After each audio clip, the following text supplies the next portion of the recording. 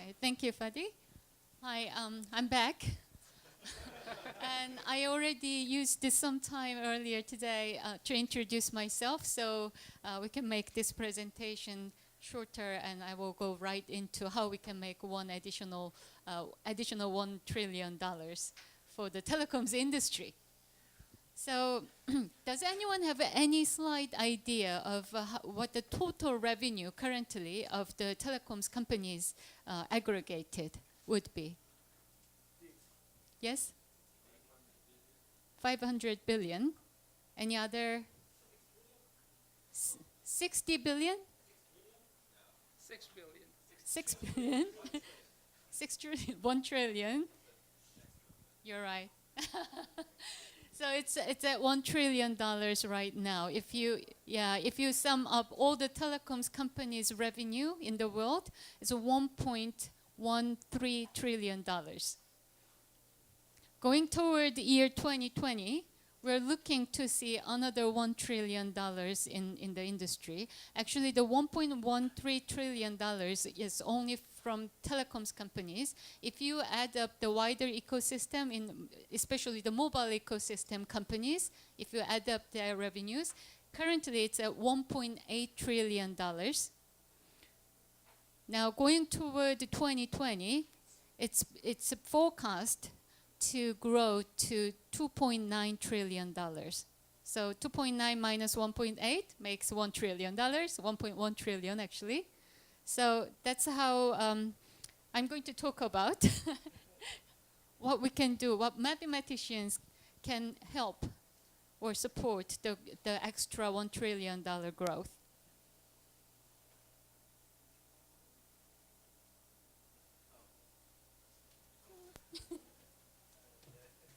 This is a beautiful cover page. Okay. All right, so this is a little baloney, so don't look at this side. Only this side. I'm trying to show how complex the telecoms value chain really is. It comes from spectrum frequency assignment in every single country. This is the biggest issue for all the telecom companies in the world. To network design, once they get the spectrum, they have to lay out the network across the nation to have the coverage. And then device design that can work on the networks deployed. And then device production, distribution, and then on software side, the service and application creation, marketing and distribution of the services and products, and service performance monitoring and customer care through CRM. CRM, probably all of you know because you're in applied math. It's more of data-based marketing technique. And then there's a huge part also regulation and public policy area. So this whole chain makes up the telecoms ecosystem. Now, what's listed here are actually in the traditional telco world, how there are various math areas that could be related to developing or designing what's in the value chain. But it's really not me who listed it here. It's one of my team members who thought this would be proper. But I think going forward, this is more traditional telco world, more hardware-focused world of telecoms companies. But now in the new or future telecoms industry, it's becoming more and more software-driven. And that's where I would like to emphasize one particular area of growth that would contribute to the growth of this total mobile ecosystem. Here's big data, and everyone probably yesterday and today talked a lot about big data and analytics.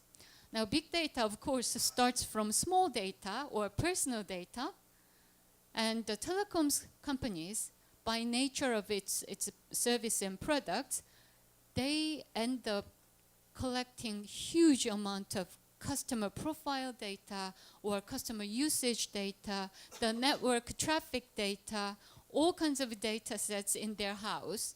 And the telecoms companies were the last ones who realized how valuable the data is in the future growth of the business. Now, when I say personal data, some of you might raise your eyebrows because, you might think that, oh, what about privacy? Yes, privacy is a big and very important issue, and the telecoms companies are really well positioned to respect the privacy, protect the privacy, while making improvement to using the data in a very secure and respective way with customer consent to grow further.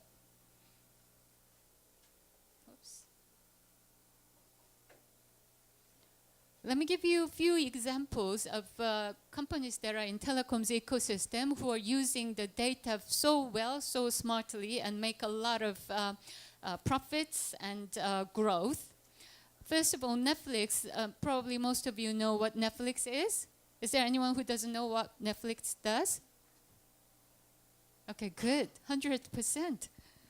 So it's a video streaming company, content streaming company. Traditionally more in fixed internet, but now a lot in mobile. What they made their success out of is really using the customer viewing data and make recommendations for next content. Now, 75% of viewings in Netflix customers is driven by the recommendation. So if they didn't recommend, those 75% might not have been there. So with this very intelligent method, between 2010 and 2014, their number of users grew from 15 million users to 50. Actually, today it's 53. I just checked this morning. 53 million users. Huge growth in such a short time. Their revenue grew from $2.2 billion to $5.5 billion within just 4 years. Tinder. Do you know what Tinder is? Does anyone know? Tinder? Okay, I see you smiling. I know why. This is an application that's really popular in the UK especially, and more largely in Europe. But in UK, this is really hot right now, dominating the whole market. Every single male or female in the UK has Tinder app. It's a dating app. And on your mobile, it's very smart and also very secure. So you don't have to reveal yourself, but very intelligently, it matches the best person to be matched with you. And only if you like and the other person like, then they show to each other. And to do this, they're actually leveraging the huge amount of social network data from Facebook.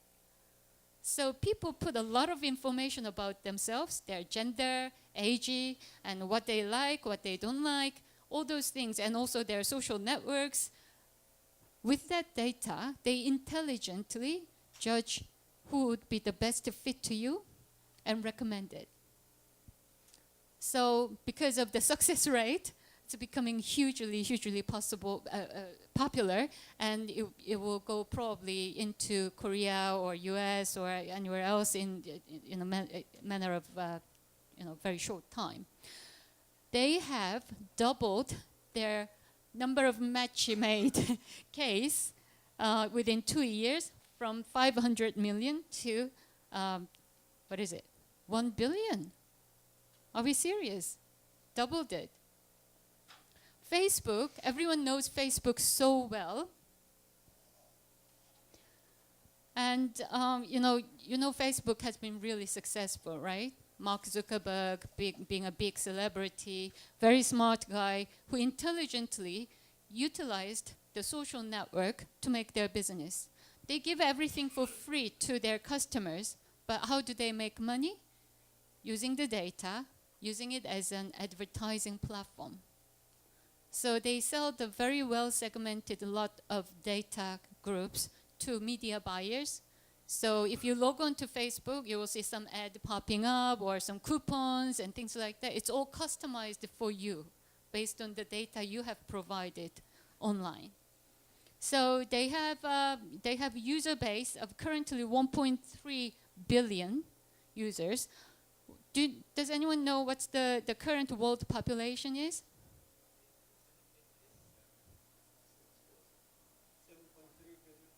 7.3 7.2 billion. Very close. Out of 7.2 billion world population, Facebook has 1.3 billion users. Isn't that amazing?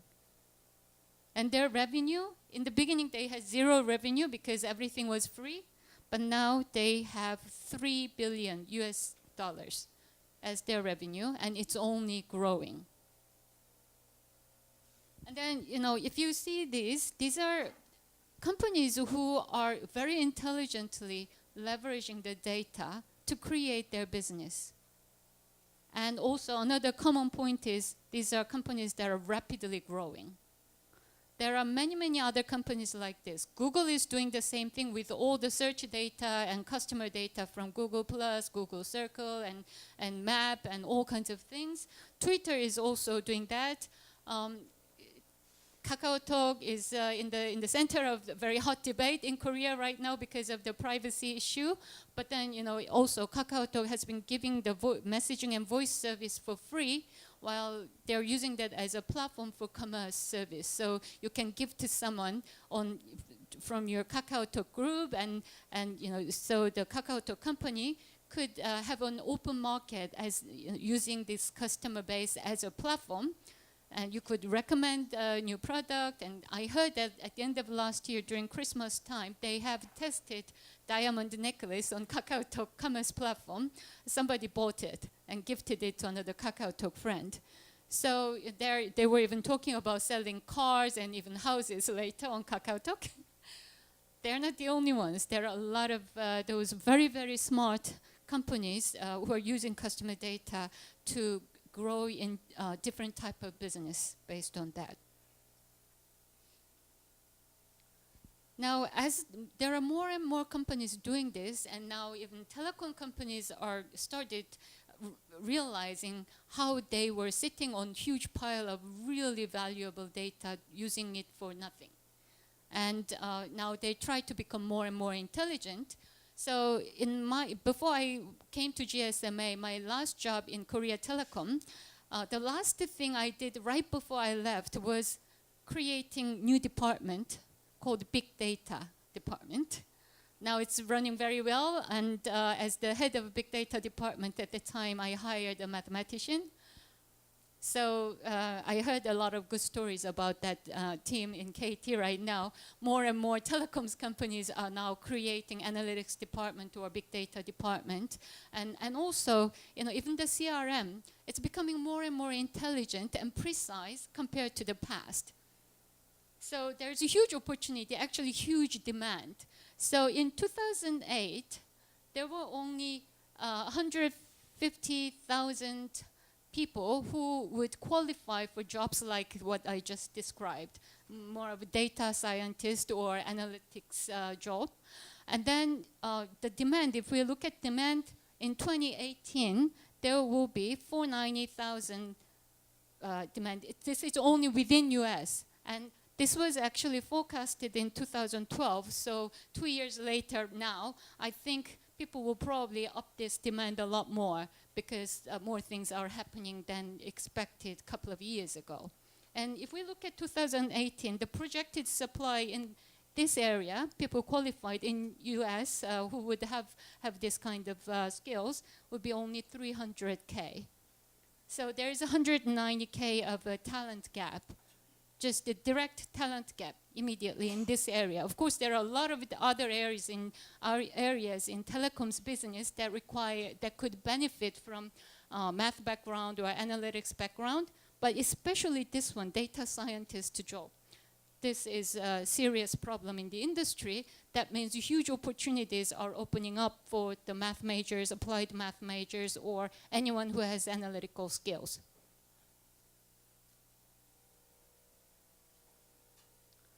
I looked at CEO pool. Usually, people who studied math or engineering or science, they go to R&D department, which is not the really core and center of each business.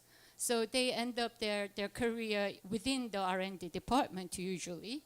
So there are very few who could really make to the top of the organizations, which is CEO. I looked at the Fortune in 2014, I looked at the list of Fortune most powerful women list. I was very happy to find these 4 celebrity women who have majored in STEM area, especially Meg Whitman of HP is a math major. Did you know?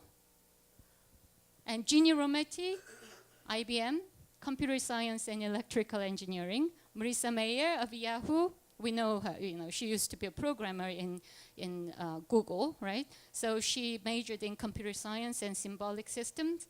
The CEO of Xerox, Ursula Buns, is a mechanical engineering major. So women who, I analyze it this way. So when you enter, if you enter to core part of the business, if you overcome the barriers and hurdle as someone who has science or engineering or analytical background, if you overcome the barrier of the being social or business-minded and showing leadership, if you get through that barrier, you could go all the way to the top. And then I looked at both male and female, 2013 Fortune 100 CEOs by the major they did in undergrad. 14% of them were engineering major, 2% of them math major, and then business administration, accounting, economics, take the rest here. So I was surprised to see actually 14% of engineering major made it to the top CEO job in Fortune 100 companies, the biggest companies really. So that means they have some special talents or characteristics that other business majors might not have, which is a very good news to us. So with that, let me just tell you what I do in GSMA. One of the things I do actually is developing the industry-wide strategies for the whole telecoms industry. The telecoms industry, you might not be aware as just mobile phone users. You might only think of the phone and the nice services on that, but the telecom companies behind that are in huge trouble right now worldwide. They're all very, very challenged because the emergence of a smartphone really opened up the opportunity for all the new entrants from different parts of the industry into telecoms industry. For example, WhatsApp is providing messenger services for free. If you download it at $1, then you can use all the messengers for free, which used to be core of a telecom's revenue stream, which is sending text messages. More and more people move from text message to these free WhatsApp-like services. In Korea, the whole nation is using KakaoTalk, which is free. Telecom operators are really, really troubled because of that. Their revenue on messaging is going down like crazy. They don't know how to make up for it. They have to continue investing in their networks to make the applications run. And customers become more and more picky because they want higher and higher quality. They're very much troubled. Even for voice services, a lot of OTT over-the-top applications that are providing free voice services. These companies can provide free services because their main revenue source is using the data to sell it to advertisers or use it as commerce platforms so they can make money elsewhere while giving free service to consumers. Yes? Just briefly, can you give us 15 or 20 seconds of what is KakaoTalk? It's an app? It's like WhatsApp. It's a social network chatting application. It's a messenger app. You can just talk to anyone.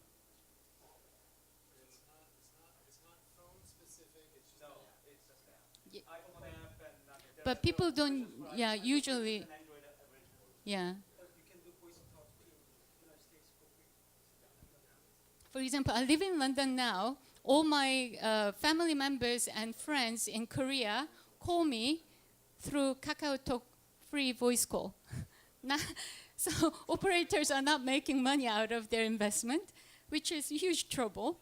But I like to use free voice and chatting service as well as an individual. So with with this challenge, continuing burden, actually the usage of data on mobile broadband is exploding. It's exploding so fast and so big, operators have to keep investing into more and more network bandwidth and higher speed with the LTE competition, and now the industry is even starting to talk about 5G networks. Huge investment requirements. Actually, $1.7 trillion need to be invested into 4G networks worldwide by 2020. So now everyone's really confused because this change has happened in such a short time. And they don't have control over it. And the telecoms companies are highly regulated companies in every country, but these OTT companies, internet companies, they're not regulated at all, so they can do anything. So that's a huge trouble. Now, with this confusion, the telecoms CEOs in 2012, at the end of 2012 or beginning of 2013, came to us, came to GSMA, asked us to build a longer-term roadmap, directions for the industry. That's how I started building an industry-wide strategic project called Vision 2020. And then at the end of last year, 2013, we have completed the work. We have prioritized certain areas for the whole industry. Also, we have formed specific action items that operators can take collaboratively worldwide. So now this year, we are in implementation stage. Soon, in the beginning of next year, late next year, you will continue seeing a series of global level deployment of technology or platforms done by telecom operators in a collective manner. So when I started working in GSMA, the first thing I did, which made the CEOs ask me to look into the future strategy, was this industry segmentation. Before this, everyone was looking at the industry as just a homogeneous space. So if it's a telecoms market, then it's just telecoms market, one world. And whoever sets a strategy, it's based on the understanding of a homogeneous world. But as everyone knows here, the world is not homogeneous. So what I started doing was using the GSMA intelligence data platforms. We have started analyzing the whole industry, telecoms industry worldwide, and we have segmented them into 4 segments. The first one over there you're seeing is discoverers market, which includes mostly emerging markets, which is like Africa or Southeast Asia, where the mobile penetration is very low, the network technology is merely 2G level, not 3G, 4G, number of smartphones very low, and also the size of the bubbles here indicates the diversity level of their revenue source. So whether it's a traditional revenue or the ratio between the new type of revenue over the traditional revenue, if that's higher, then the bubble size becomes higher. What we did was, it's not just static thing, it is actually dynamic chart. I didn't bring it here because it's too big a file, but it's actually moving bubble chart. The size of the bubble moves along the axis of time, which it does not show here, of course, but it's a third axis here. It keeps changing based on our forecast of each of the market. This is actually done at country level, but we summed it up as a regional level, like East Asia, North America, or Western Europe. But actually, we have very detailed country level and company level data, which we can show all. And then over time, with very different speed and very different directions, each of these bubbles move. It shows how the world will evolve. It has been evolved so far in the history, and then how it will evolve further out into, for example, year 2020. And with this understanding, each of these market segments show very, very different traits, very different challenges they're facing, very different opportunities that lie ahead of them. Based on this, we started formulating regional strategies and shared it with the CEOs and executives of the telecoms companies. And then that's when they started asking, okay, can you work on where the industry will be going, what should be the priorities for us now, because we're very, very confused. We don't know what to do. With that work, this is the final probably outcome of the Vision 2020 work that we've done. We have identified 4 areas that will really define the future of wider telecoms industry. The first part is personal data. We start with the personal data. Here, within this, there's security programs, privacy programs, and developing operator-provided worldwide digital identification that can be used on the phone, on the mobile phones. It's being developed now. This year, actually, quite a few countries started piloting those services, and by next year, there will be more and more, and then it will become de facto industry digital identity that will protect consumers' privacy, consumers' data, give choice to consumers, and then after that, we will evolve into data brokerage house with customer consent, and then go into real big data area here. This area, connected living, is more easily understood if I say Internet of Things. You probably hear about Internet of Things a lot. It's everything connected by these networks. By 2020, there are a lot of different assumptions and projections, but at least there will be 13 billion connected devices in the world that are connected through these networks that will transmit data back and forth all the time. And it's not even comparable to the mobile phones that creates a lot of data. This will create unimaginable amount of data. We need industry-wide or global standard in terms of data taxonomy, how we will make it interoperable, so that when there's a third party who want to build business over the platform of these IoT data sets, then anyone can join that initiative and create their own business. The world in 2020 will look very, very different with this. That requires also network optimization. A lot of optimization problems are here in telecoms world in terms of networks and how each device behaves and things like that. The third area, which is digital commerce, this includes mobile payment, mobile wallet, or mobile banking, mobile money. So based on whether you are in developing part of the world or developed part of the world, the project they're working on is a little different, but still industry collaboration is going on in this area. This is more of trying to create a commerce platform where telecom operators play a role of enabler, and then have all different players in the world to participate on the platform to create their own services and products. So it's an area that telecom operators are very keen to develop new services, new growth engine. And lastly, and not probably not the least, is Network 2020. Currently, the telecoms networks, whether it's fixed line or mobile networks, is based on very, very hardcore technology, which is very expensive to deploy. In order to cover the whole nation, even in Korea, such a small country like Korea, in order to cover the whole country, you have to deploy like thousands and thousands of base stations so that customers can have a continuous coverage when they're on the phone and moving in the train or in the car or anywhere. So if you think of larger countries like US or Africa, Southeast Asia, Russia, South America, huge lands, very difficult to cover. A lot of investments are required.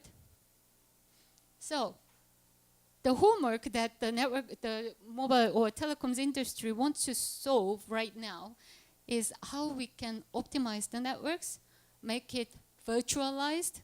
So network function virtualization, called the NFV, is one big area here that everyone is trying to develop.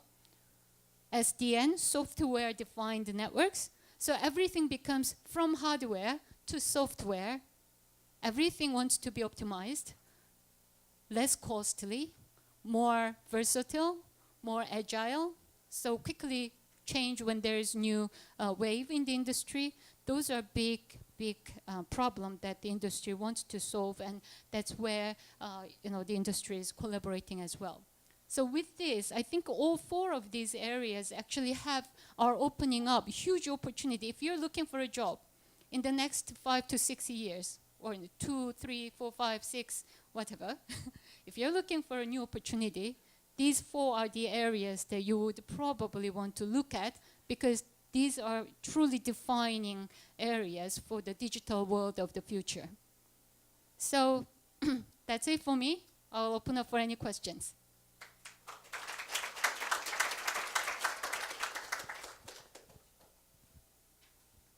Yes? I just wonder if you could comment on security. Like, with just more and more hacking issues and more things go onto the web, do you see that as like a threat? Yeah, so I think security, as the world is becoming more and more digitalized, security is becoming probably one of the top agenda for anyone, not just telcos, but to consumers and to other industries, because all the transactions and different behaviors are happening in digital world. So it's very difficult to protect your own data or protect the transaction history or anything. And we hear the news every day that certain bank was hacked, so that the customer information is stolen by third party, or any companies who used to be known as the most secure companies are having this problem all the time these days. So when the telecom operators build their networks, they have a very, very secure way of encrypting the network traffic. And also, on the mobile phones that you have, the smartphones all have SIM cards. It has a secure element in it. So if telecom operators deploy service through the SIM cards, it's probably the best protected compared to any other technology out there. And that's why the telecom companies are very much focused on keeping the SIM card as the platform. The capacity of SIM card is, of course, becoming larger. And then now, the problem lays, so network is secure, SIM card is secure. The problem really in the future lies more in the cloud side, because a lot of things are now stored in cloud, and if the cloud itself is not secure, does not have any very high security functions, all the data will be stolen even before it starts coming out to your phone or networks. So that's where the industry is putting a lot of focus in recently. So Apple iPhone is supposed to be very, very secure compared to any other Android phones, but Apple iCloud has been hacked recently. They lost millions of celebrities' personal photos, and it was revealed on the internet, became a huge social problem. So Apple was really humiliated by that. So the cloud side security is probably even more important going forward. Yes? So, when people come here, with the US phone, for example, you have to buy a SIM card. And is there a future in having a phone where you move from one country to the other, and the country don't protect their telecom, but says, okay, now you're going to be charged the same rate as a local person, and your company, in other words, have a global way to use phone the same way no matter where you are? It's really funny that you asked that question, because that's one problem we're tackling right now, the roaming rates. And the question is, why is there roaming rates? yeah, because very good question. That's because telecoms companies are so fragmented. So if it's Google, or if it's WhatsApp, or if it's KakaoTalk, they're floating on the internet, so they don't have national borders. So you can use Google anywhere in the world, for example. Telecoms companies, they buy their spectrum separately, deploy their own network-based stations, and provide their own specified SIM cards so that if it will work, then there should be commercial agreement and technical standardization that happens across the world. And that's how you can actually, without buying a SIM card, you can use roaming on your phone. But you don't want to do that because it's expensive, right? Well, no, you want to be able to go across the border, and you go between the US and Canada, and you know, it's the same area code. It's one, Yeah. and you pay roaming when you are 2 miles away from the Right, border. right. These borders are completely artificial when it comes to waves. Waves travel no matter what. So I mean, I don't understand this. So the current roaming rules or commercial deals were defined about 2 decades ago, and the industry hasn't updated it yet. So we are tackling this problem. It also, causes a lot of reputation problem for the telcos. So we started raising this issue to our member company CEOs, and we're discussing it right now. And in Europe, actually, the European Union, the regulators are trying to force telecom operators in Europe to make the roaming rates like home rates. Yeah, but right. So there's an initiative going on in the industry, and you're spot on. Yeah, if you talk about one global world, I mean, after 60 years of television, we still have different systems. I agree with you. So just if I can just it's probably harping on this point, but I was stunned when I got here and looked at my Verizon is my carrier. I show up and I got a text that said per megabyte, it was $20.48 per megabyte. Now, I find that a little hard to believe that that's No to cover wonder the hardware Verizon cost is making here. so much money. Well, yeah, it's not just to cover hardware. Right. Yeah, but there are a lot of Asian countries who started really innovative roaming tariffs. For example, the Korean carriers, KT, SKT, LG, U+, all of them have daily unlimited data roaming bundle. If you pay $10, you can use it any country outside Korea, infinite amount of data. So it's almost like a home rates, right? So, we are urging more and more companies to do that. We work very closely with Verizon as well, and we've been talking to them about it. Yes? I went to SK and another store the other day to try and get a SIM card for my phone.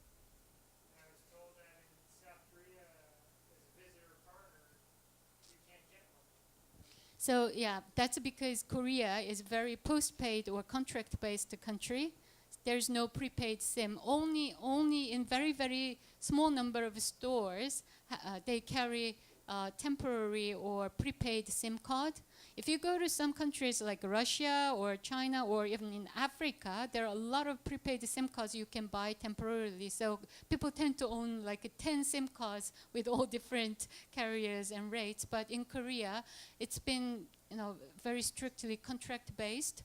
So there's not many stores that can sell the temporary SIM cards. Yes.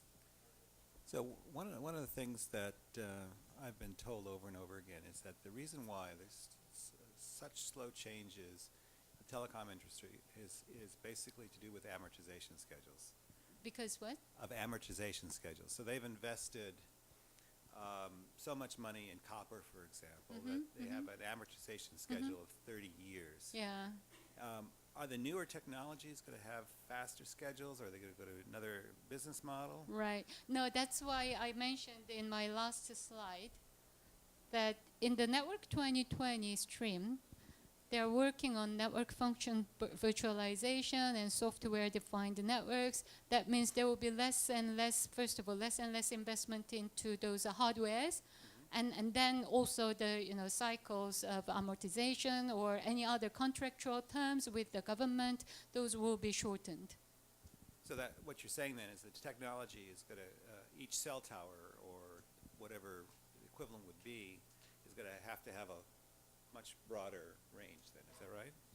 Not necessarily. It depends on which spectrum band you have. If you have very high frequency spectrum, then the coverage is very, very small. If you have very low band spectrum, you can cover a lot bigger area.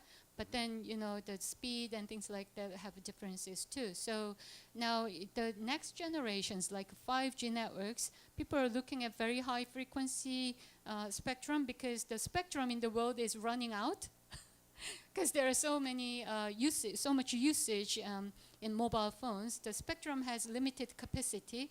It's becoming more and more expensive because it's a scarce resource right now. So the ability for operators come out with next generation networks that will also cover wide area is very difficult. So it seems then that cost for the hardware is still going to remain high then. Well, I don't think it's a hardware problem really, because the operators will not launch those high-frequency spectrum-based base stations in rural areas. It will be mostly densely populated urban areas. Okay, so the optimization could actually compensate for Yeah. Yes, Last question. sure. You're not gonna get you're not gonna get your phone to work right now. Sorry, forget it. So when you describe these things, so when I teach numerical analysis, we look at algorithms, we count flops, time for a flop. Then the flop time in hardware is going to be very, very short. The time to move data around is probably much larger, especially in the scenarios you're talking about. Is this on your horizon for trying to think about this quantitatively or algorithmically or develop methods? No, not really. That's a very good question, and I will think about it. All right. We can think about it during the break, which will be for 10 minutes. Any Thank you. other questions among No? students here? Okay, I want to hear from students about your perspective on what I 20 minutes break? talked Okay. about in the telecoms industry. I think they're shy. Maybe they will come to Oh. you during the break. Okay. Please thank the speaker again. Thank you very much.